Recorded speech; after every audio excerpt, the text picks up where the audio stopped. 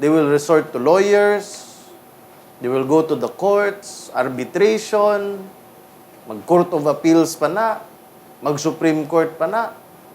And in the meanwhile, pag nagalaban-laban sila sa korte, ano mangyari sa train system natin? Mag-time out sa. Do not use. Kaya ana po ng mga problema sa yuta, di ba?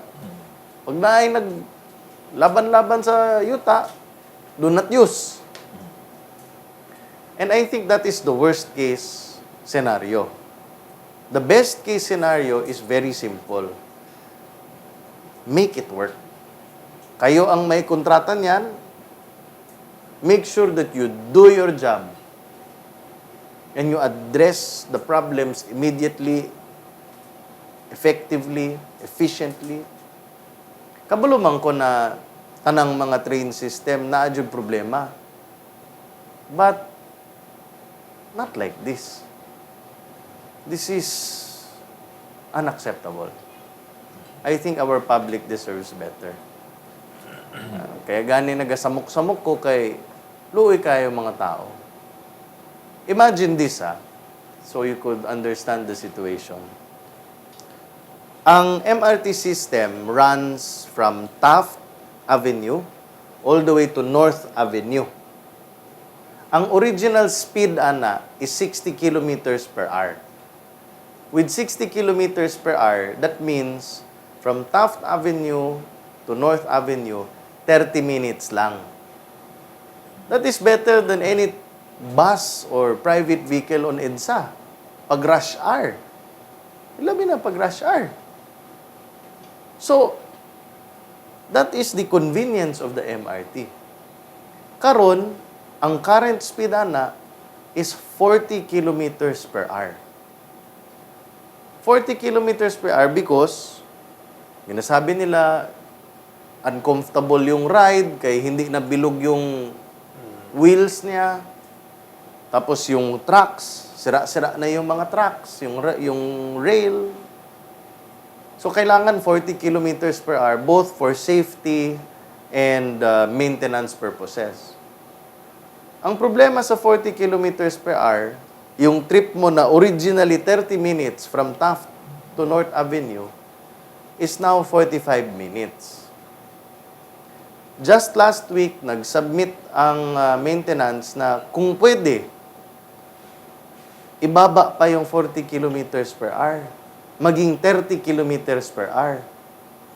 So, pag 30 kilometers per hour, that means ang Taft to North Avenue, 1 hour na. Kung inana ng atong storya, maayo na, baktas na lang ta. Lisdan na ng MRT, butang na lang katong wokalator, an escalator na flat. Maayo pa na, butang kag bicycle, butang kag wheelchair, senior citizen, tindog lang, anak, yapon. And maybe that will be faster pa. Considering na kung 1 hour na ang train, magtaas pa ang pila. So, imagine mo to if you are a traveler from Taft to North Avenue using the MRT 3 system, running at 30 kilometers per hour, magpila ka, magbili ng ticket. Yung pagbili mo ng ticket, siguro ang pila mo, 30 minutes. After that, magpila ka, makasakay. Mag-antay ka dyan, 30 minutes to 1 hour. So, ano na yan? 1 hour, 30 minutes ka na. Tapos, magbiyahe ka from Taft to North Avenue, 1 hour na naman. So, 2 hours and 30 minutes. Bisikleta na lang kabay. So, I'm saying it is already headed towards impracticality. The Philippine government and the taxpayers are paying 52.5 million pesos kada bulan for that kind of service. Ang mga taxes ko, kita mga taga Davao, di man lamang tayo sakay ng MRT, tayo man nagabayad niyan. And that is unfair. Trabaho ko is to watch taxpayers' money, and this is what I see. So kung impractical na yung system, either you fix it or abandon it. And that's the situation. Yung rail, problema din yan. Nga no? Ang original na kontrata sa MRT is that sa panahon pa na ni Ramos, ginatawag na BOT contract, Build, Operate, and Transfer. Hangtod karon, the BOT contract is still alive. Buhay pa na. Ang original na operator and maintenance provider is called the MRTC or the MRT Corporation. Private na. Sila ang naga-maintain na. Pag-abot sa panahon ni Pinoy, ni Mar Rojas, gitanggal ang operation and maintenance from the MRTC, unya ang responsibility gibutang sa MRT under the government. Yung MRT na office. So from private to government. So yung private, wala na siyang role.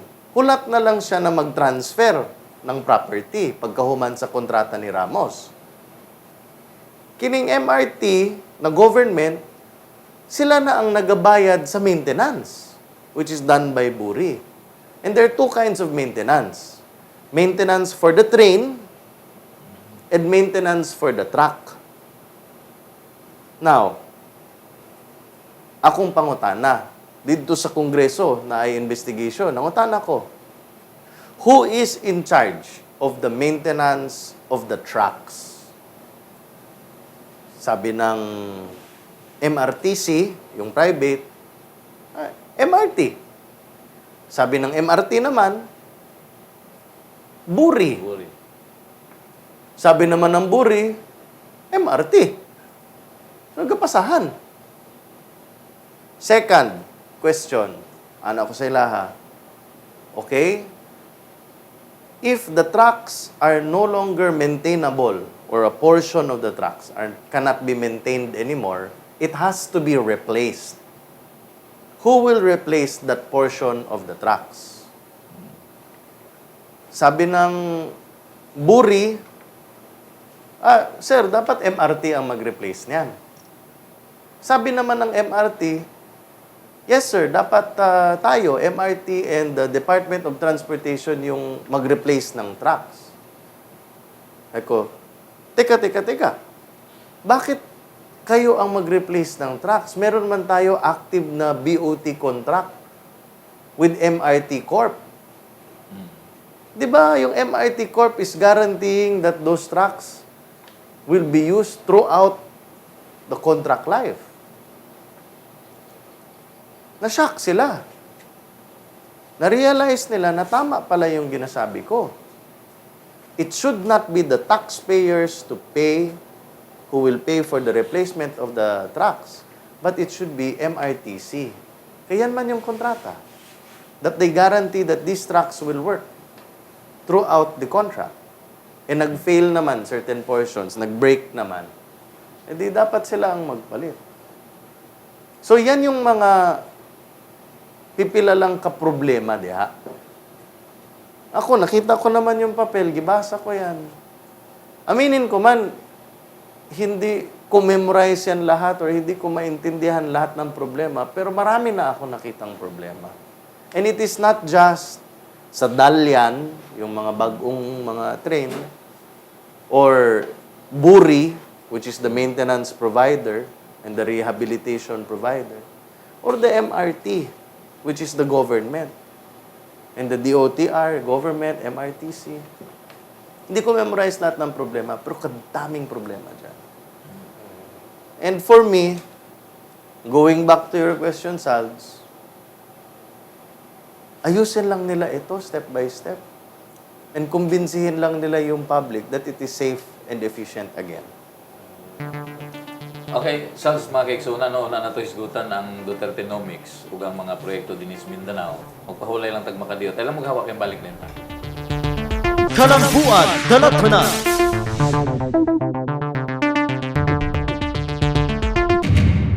Okay kaayo. Okay kaayo. Okay kaayo. Okay kako. Okay kaayo.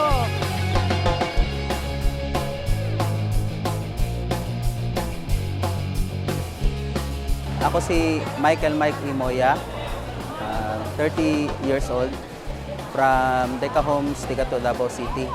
So, nag-apply ko diri sa jobs fair tungod kay kinahanglan nako og work para sa akong family o kailangan pud nako ma-suportahan ang akong family nako. Niadto ko diri sa jobs fair karon lang gyud 11 PM, then nag-apply ko and nadawat ko sa Fusion Pharma. Salamat sa job fair sa PBA Party List ug ni Congressman Coco Nograles. Karon naa na ko'y trabaho. Okay na ko, okay ka ko, okay kayo. Okay kaayo. Okay kaayo. Okay kaayo. Okay kako. Okay kaayo. Okay kaayo. Okay kaayo. Okay kaayo. Okay kako. Okay kaayo.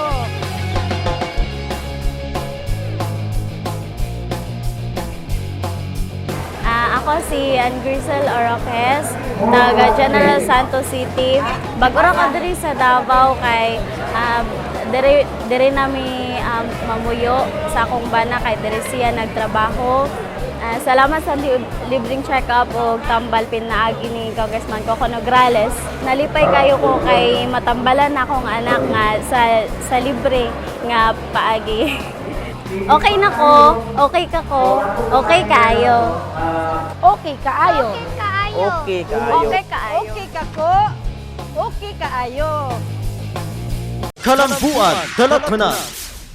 Balik ta sa itong programa ang Kalamboan Dala Tanan. Mga kaiksuna na itong hisgutan karon, no? Katong ginatawag na itong Dutertenomics. Pero murag na ipungutan na si Saldi, no? Una na ito hisgutan ng Dutertenomics. Sals. Masa may kalayo de tama de atong Taft Avenue, North Avenue para pud may bawal sa mga Oo na. Imagine mo lang na kung taga Turil ka, from Turil to downtown. Or kung taga Panakan ka, yan, Panakan to downtown. So, mao na ang ma-imagine mo. So, kung mudayon ng 30 kilometers per hour, kung kaya nimo na baktason na in 2.5 hours, then you know that it's impractical. Ang sigurado ako, kung i-bike nimo ang Turil to downtown, magbisikleta ka, Mas dali pa. lusot jud ka sa 2.5 hours. So, you're really reaching the level of impracticality. Padung data ani Congressman Coco Nograles sa ikadawang porsyon o parte sa ato katronon ang Kalamboan Dala Tanan. Diskutahan na nato kini bang gingon nga Dutertenomics ug ang mga nahilakip nini nga mga proyekto nga ang makapahimuros niya ang taga Davao ug syempre ang taga Mindanao. Unang pangutana Congressman Coco Nograles, unsa ba ning Dutertenomics? Mao niya mga economic policies ni President Rodrigo Roa Duterte. Simple lang kasi yung style eh. If you build a lot of infrastructure projects throughout the country and you spend a lot of this of money to infrastructure projects throughout the country, maka jumpstart ka ng economy everywhere in the country. So kung naay construction diri, automatic na naay mga trabaho mga tao. Pag naay mga tao na nagatrabaho, merong magbili ng pagkain. Merong magbili ng pagkain, merong magbenta ng pagkain, merong magbenta ng pagkain, merong mag-farm ng pagkain, merong mag-deliver ng pagkain. And then may community building yan. That means there will be people who will be living there and there will be money that is going around. So that is Dutertenomics in a nutshell. That government will be spending aggressively and everywhere throughout the Philippines para mag-jumpstart ang economies sa mga far areas and not just in the big cities. Congressman Coco, unsa pod ang mahimong parte ng role sa Kongreso sa pagduso sa Dutertenomics? Siyempre, in order for the government to spend money, na ang ang Kongreso ang maghatag ng budget para sa gobyerno. So, ang chairman sa budget, si Karlo Nograles. Siya ang chairman, ana. So, si Karlo ang nagahimo ng budget for the Dutertenomics. The other role of Congress is to raise money. So, how do you raise money? Dito naman sa Ways and Means, which is chaired by Congressman Dakila Kua of Quirino. Siya ang naman nag-take care ng tax reform package sa gobyerno. So, ginahisgot karon dito sa committee ang tax reform package. Kung napasayan, then the government will have the money to pay for the budget o for the Dutertenomics, and then magbaba yan sa tao, and that will spur economic growth and development. In fact, ang mga ginasulti sa mga trade analysts, ikan sa mga Credit Suisse, mga Maybank, mga Deutsche Bank, mga inana, he said that if we pass the tax reform package and we engage with the Dutertenomics massive infrastructure, ang economy natin, dali na kaayo magsaka ng 20%. Dini sa Dutertenomics, ginadahuman nga ang Mindanao, no? Ang construction sa Mindanao, no? Musa kasab. Kunya, ginatuhuan ni sa mga Mindanao nga mura na daw mahinayon, no? Ang gikahinaman nilang Mindanao Railway Project. Usa may mo ikasultian eh? Posible na, no? Naghisgot na ta previously about that there really is a plan to build the Mindanao Railway from Digos to Tagum. And this is through the Chinese government and Chinese construction corporations coming here and then building that. So, with that kind of massive infrastructure project, diri sa Davao, kumudayon na, then sigurado na maglaki talaga yung economic activity natin dito sa Southern Mindanao from Digos all the way to Tagum. Starting from the construction all the way to the operation. Kaya pag nag-operate na, that would mean that the products of Tagum can go to Digos very quickly, and vice versa from Digos all the way to Tagum. And from products that would have to go through the Davao port or even the port in Tagum na gipahimo dito ng ni na Ricky Rason. Okay. Gawas sa Mindanao Railway, Congressman Coco Nograles, nahimong mainit sab ang gingon nga pagdawat sa balita nga pagsundan sab ang Samal Davao Bridge Project ilawom sa Dutertenomics. Basta pwede nimong i-share sa ato mga tigpaminaw kadato diri sa ato That is definitely a massive infrastructure project, and I think no less than the Secretary of Budget and Management ang nag-announce na that is entirely possible. So, tanaw na to, no? Let's see how that will play out, but it becomes possible. It's definitely something that will spur up the investments, and ang maswerte dyan sigurado ang Samal Island. Kay biglang mag-link up na siya doon. So, right now, what we have is the Roro.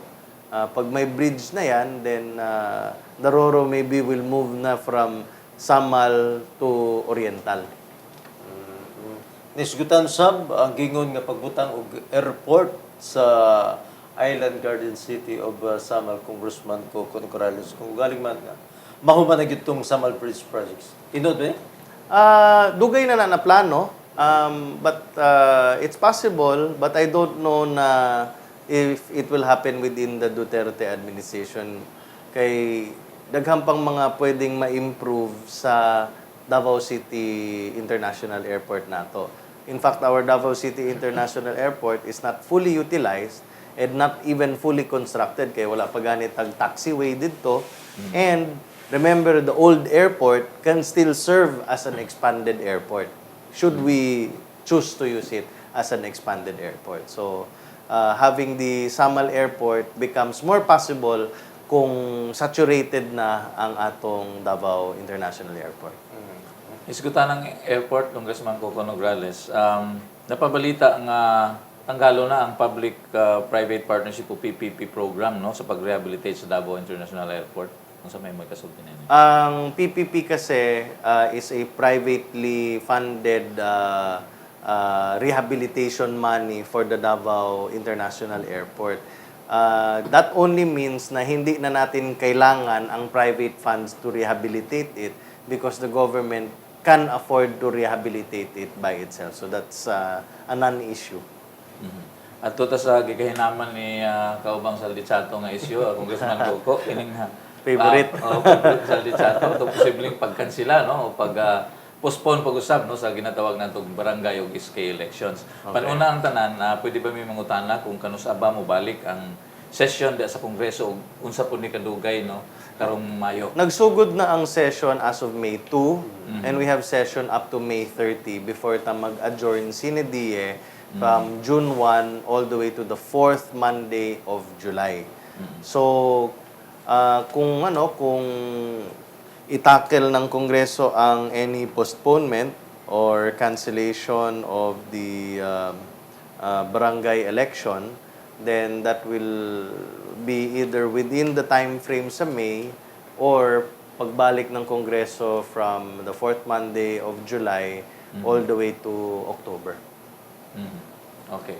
Congressman Coco Nograles, unsa bay mga priority karon diya sa House of Representatives? Well, ang priority would be the impeachment of Rodrigo Roa Duterte. So gusto ng Committee on Justice to determine immediately if there is form and substance on the impeachment complaint. And kung hindi sufficient yung form and substance, then ibasura na ng Committee on Justice yung impeachment complaint na yan. We are also going to prioritize the comprehensive tax reform package nang nasa Ways and Means. Currently, the tax reform package will go through the Committee on Appropriations kang Karlo. Pagkahuman, adto na siya sa Committee on Rules, which is my committee. And then from the Committee on Rules, mag-plenary for further approval. Congressman Coco Nograles, daghan sa ato mga televiewers diri sa atong Kalamboan Dala Tanan, nagpaabot sila mga pangutana o ginapaabot ko nila. Tinuod ba daw nga aduna nay mga gi-file nga nagkaday mga proposal ba sa gingon nga i-postpone ang barangay o ang SK election nga gikatakda karong bulan sa Ang unang nag-file ana is Congressman Ace Barbers. Ang gusto niya i-postpone yung elections from 2017 and isabay na lang sa national elections on 2019. Meron din ata na nag-file ng cancellation of the elections or postponement of the elections to 2020. And then hold over na yan all the way, no? And meron din ng nag-file ng postponement without holdover. So gina-appoint, which might have a constitutional problem. Currently, ang mga bills na ito nakapending na sa Committee on Electoral Reforms chaired by Congressman Sherwin Tugna. So tingnan na lang natin, observe natin kung how fast niya trabahuin ito. And I'm not so sure kung matapos itong mga deliberations within the window up to May 30. Nining puntuha, Congressman Coco, pwede ba na mo may bawaan sa imuhang personal nga baruganan, galabot nining issue sa barangay o SK elections? Well, sa ako ang pulso na nakuha ko sa barangay is that daghan man ang gustong naipadayon ang elections, no? Yung 2017 barangay elections.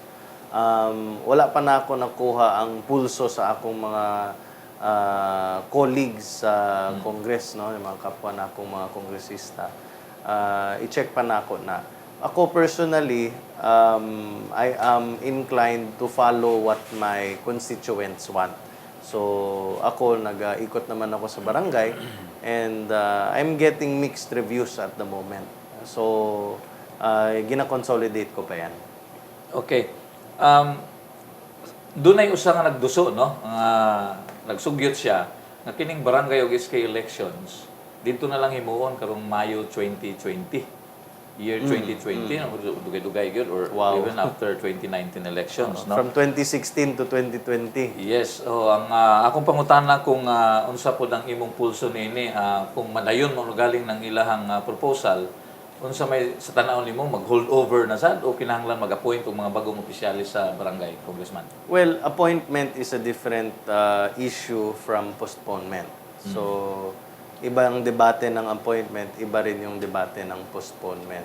Yung appointment of the officials, merong ang question on constitutionality niyan. And there are a lot of questions there. Mas madali pa sigurong i-discuss yung postponement kesa sa appointment. No? So, yung appointment, we have to wait for the debates on that one or constitutionality. So, medyo maaga pa masyado na istoryahan nato, isgutan nato na.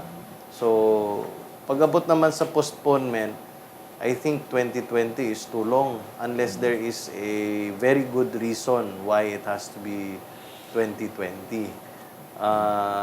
Kabalo ko na ang previous postponement, I think, was a mix of budget and federalism na na timeline, no? So, I don't know how they will justify the postponement this time around. Okay. Nindot po ang taraf na mga pamutana kay daghan gyud mga naghinam labi na og eleksyon sa barangay ug iski pero di na gyud ato kapugan nusus nang atong katabil sa atong katuluban ng Kalamboan Dala Tanan si Congressman Jericho Nograles sa iyang mga mensahe para sa katawan. Congressman. I would like to greet all our new lawyers. Congratulations for passing the bar.